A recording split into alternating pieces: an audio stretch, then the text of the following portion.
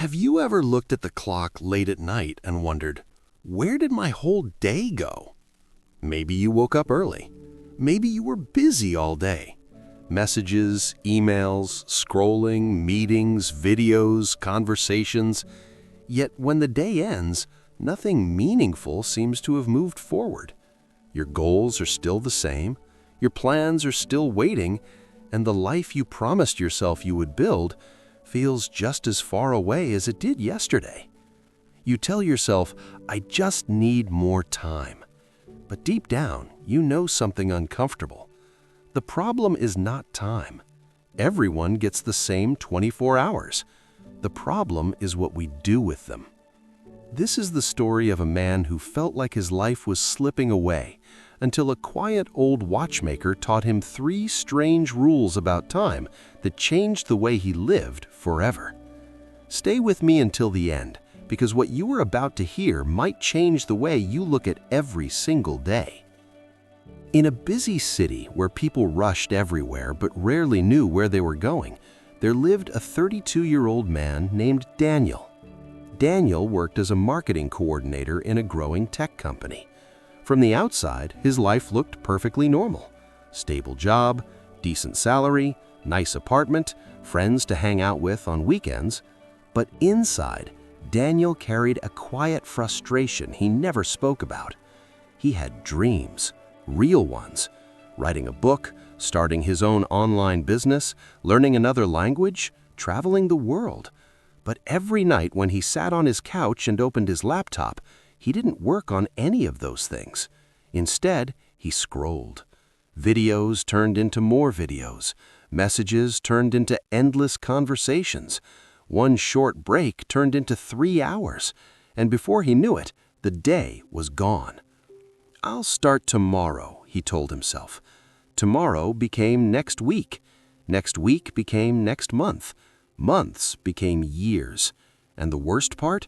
Daniel wasn't lazy. He worked hard every day, but his life never seemed to move forward.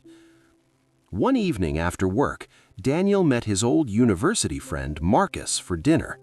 Marcus looked different, calmer, more confident.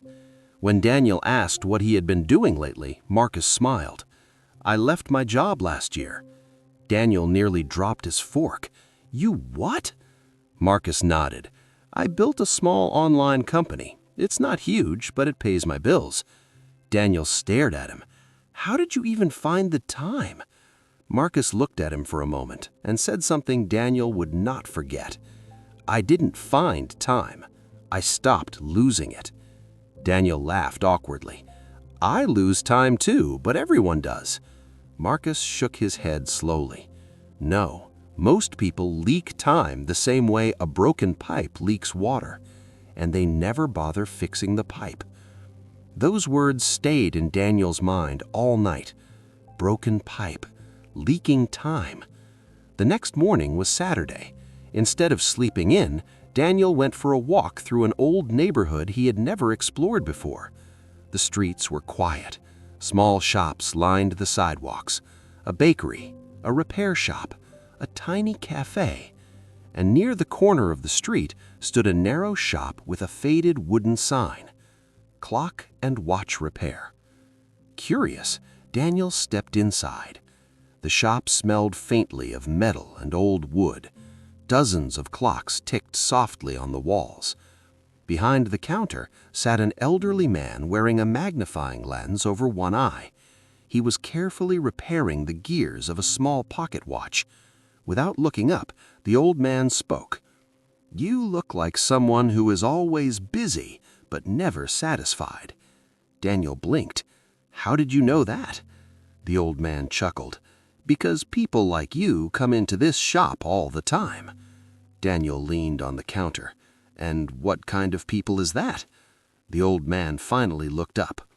People who think their problem is time, when their real problem is attention. Daniel didn't know why, but he sat down on the small stool near the counter. The old watchmaker placed the pocket watch gently on the table. Then he drew 3 simple circles on a piece of paper. Let me show you something, he said. These are the 3 laws of time. The watchmaker pointed to the first circle: awareness. Most people lose time because they never see it leaving. He picked up a small glass jar and placed it on the table. Imagine this jar is your day. Then he poured sand slowly into it.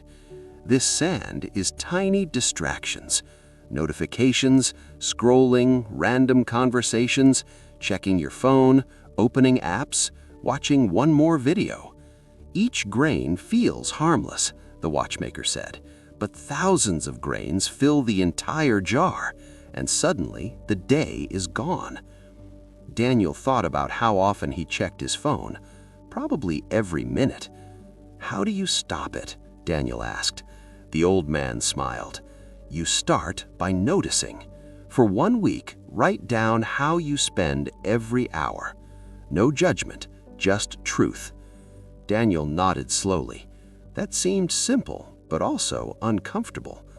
The watchmaker pointed to the second circle: priority. Most people treat everything as equally important.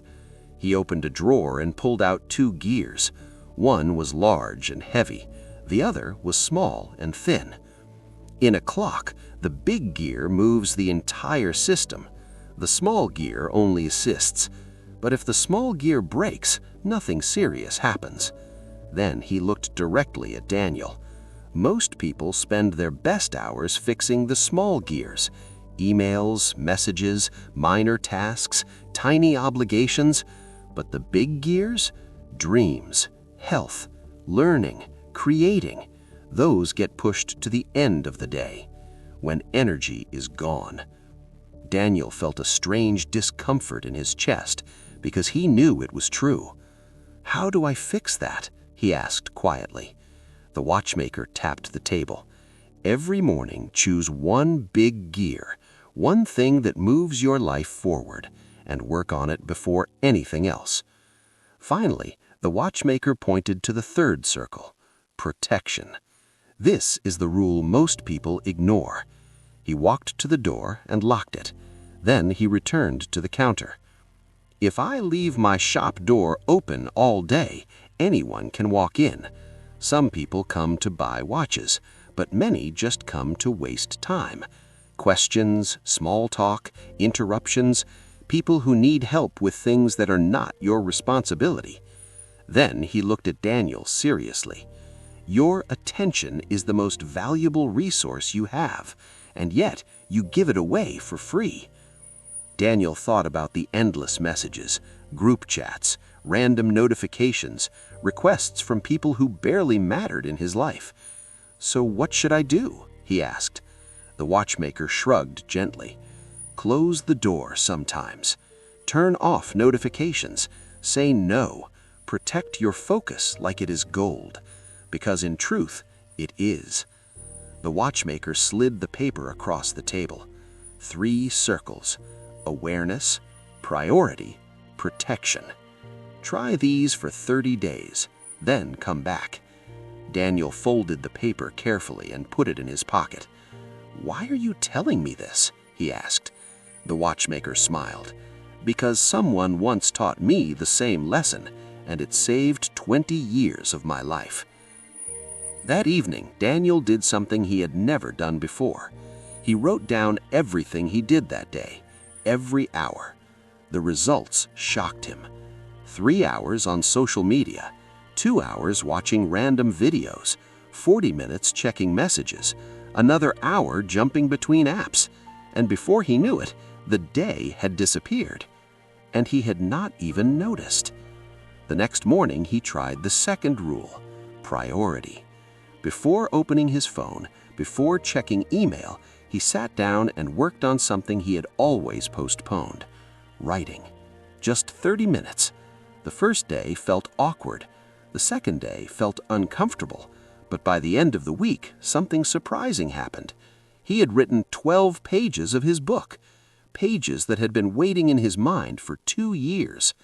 Then came the third rule: protection. Daniel turned off most of his notifications.